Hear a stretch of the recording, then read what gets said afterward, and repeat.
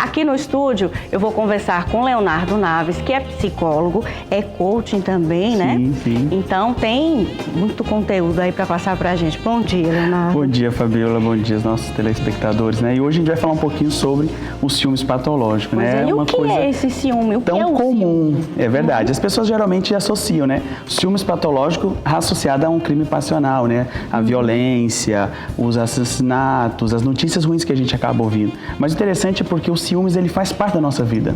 Da mesma forma que a alegria, da mesma forma que a tristeza, da mesma maneira que a raiva. São emoções primárias que nós temos. Bem divertidamente, isso. Uma associação seria nesse sentido. O problema está na desregulação dessa emoção. Certo. Por exemplo, na tristeza. Se a gente começa a sentir muita tristeza, a gente já começa a falar de um quadro clínico como a depressão. Se a gente fala dos ciúmes de forma desregulada, a gente já está falando de um excesso, que seria já um quadro já trazendo prejuízo, ou seja, perturbação do comportamento. Então, o ciúmes patológico está relacionado a uma disfunção dessa emoção. No momento que você começa a proteger o seu relacionamento de forma excessiva.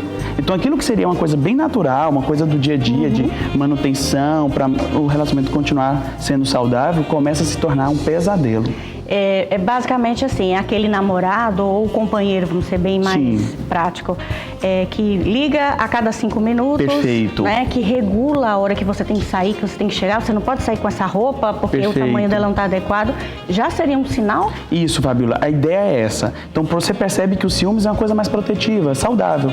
O ciúmes patológico não, é uma desregulação. Então, a pessoa começa a vasculhar, porque ela tem pensamentos do tipo, ele está me traindo, ou ela está me traindo. Eles estão armando uma situação contra mim. Invasão da privacidade do outro. E aí vem os comportamentos compulsivos, que é verificar o celular, colocar inclusive até algumas vezes detetive para vasculhar se existe algum indício, algum risco de relacionado à traição, infidelidade, algumas situações com relação até à verificação da roupa íntima, como forma de vasculhar realmente se existe alguma chance de pegar a pessoa na situação de uma traição. Agora, por que acontece esse desvio aí? Perfeito. O ciúmes patológico, Fabiola, e é importante deixar isso bem claro para a população, ele não é em si um transtorno, na verdade ele é um sintoma de outros transtornos. Por exemplo, o transtorno obsessivo-compulsivo é um transtorno onde existe a característica da obsessão e da compulsão, que é um quadro típico do ciúmes patológico. Mas o quadro maior, de maior prevalência que o ciúmes patológico está relacionado é a questão do transtorno de personalidade delirante, onde as pessoas têm uma ideia fixa de que o outro está fazendo algo de ruim contra ele. E aí ele começa a vasculhar, ter todos esses comportamentos de compulsão. A Amanda Silva, ela está querendo saber como é que ela pode saber se tem ciúme patológico, se seria um ciúme exagerado. Tipo, ficar ligando para o namorado o tempo inteiro, perguntando onde ele foi, com quem ele estava. Isso. Mas a ideia principal, Fabiola, sempre observem isso.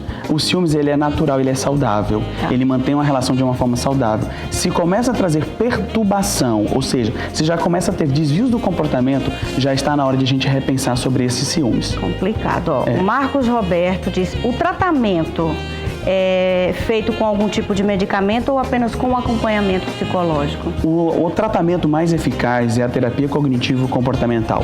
Ela tem habilidades onde vai ensinar o nosso paciente a desenvolver habilidades para contenção, contingência dessa emoção, que no caso é o ciúmes. Mas muito provável tem comorbidade um tratamento que é o farmacológico, que são os antidepressivos que são utilizados como forma também de contenção para os ciúmes. Aí eu acredito que o tempo do tratamento varia de pessoa para pessoa, a pergunta da Márcia. Isso, vai variar, Fabiola, porque vai depender do nível de gravidade.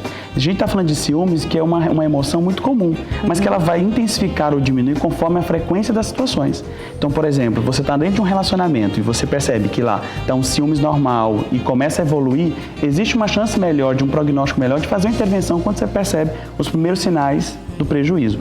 Porém, se a gente já percebe que já existem muitos comportamentos prejudicados, até inclusive a família já se tornou refém a esse condicionamento de tipo, vai sair de casa, tem que fazer todo o itinerário para passar para o companheiro, porque senão qualquer desvio de 5 minutos já se torna um motivo para justificar uma infidelidade. Isso não é uma insegurança? Está por trás também uma forma de uma insegurança. Só que o principal, Fabiola, não é o fato da insegurança. O principal é o medo de perder. Por conta de amar tanto, que aí o ciúmes patológico, ele tem uma característica da síndrome de Otelo, que é na literatura de William Shakespeare, mostra que Otelo, apaixonado tão apaixonado pela sua esposa, decidiu matá-lo por conta da infidelidade e depois descobre que ela era inocente. Então a ideia dos ciúmes patológicos está mais ou menos nisso. A pessoa pensa que se não fizer isso vai perder o outro e que na verdade acaba perdendo. Aí o que eu digo, quem está do lado de cá da situação, né, que é vítima desse ciúme patológico, como é que deve agir?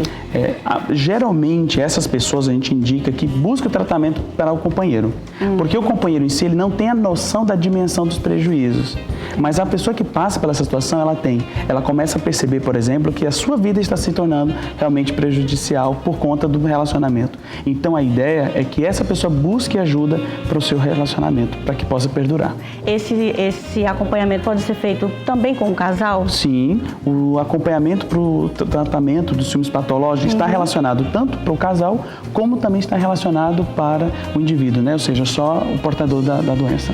Você, quando atende, enfim, algum paciente, essa pessoa, ela se percebe como um ciumento patológico? Não, né? Não, inicialmente, acho que tudo é normal. Inicialmente, Fabíola, ele acha que é normal, que o que ele está fazendo é protegendo a família dele. Mas quando é que a gente sabe que isso começa a sair do limite? É quando começa a trazer de fato os prejuízos. E aí ele começa a perceber, por exemplo, que um irmão da própria esposa é um motivo para ter ciúmes. Nossa. Um amigo íntimo do casal já se torna motivo para desconfiança. Então ele começa a perceber nessas evidências, que é sendo revelado, vai sendo mostrado isso gradativamente, ele vai tomando essa consciência para poder buscar realmente ajuda e permanecer no tratamento. Mas nem sempre é fácil, porque a ideia é delirante, é uma ideia fixa, onde ele acredita de maneira fiel de que a esposa ou o companheiro está traindo. Então se torna difícil muitas vezes essa intervenção. E essa questão profissional também influencia, porque, por exemplo, gente que trabalha muito na mídia, gente que é cantor, que é atriz, ator, tem que ter um contato com as outras pessoas. E as pessoas que têm que estar do lado delas têm que ser um pouco mais pacientes, compreensivas, Isso, né? Mas infelizmente nem sempre é bem assim, né, Fabíola? O ideal nem sempre é o que nós temos, mas a ideia é que a gente possa pensar o seguinte, que diante dessas pessoas a gente possa ter uma conduta melhor. Mas o paciente, né, o portador dos ciúmes patológicos, ele tem essa dificuldade de ter a cisão entre o que é uma ideia delirante, o que é uma ideia fantasiosa, da ideia real. Ou seja, que o outro está ali e que pode ter uma relação de convivência de forma saudável e ter esse limite, que muitas vezes é rompido. Ok, adorei o assunto de hoje. Muito obrigada. Já faço o convite para você aqui vir outras vezes.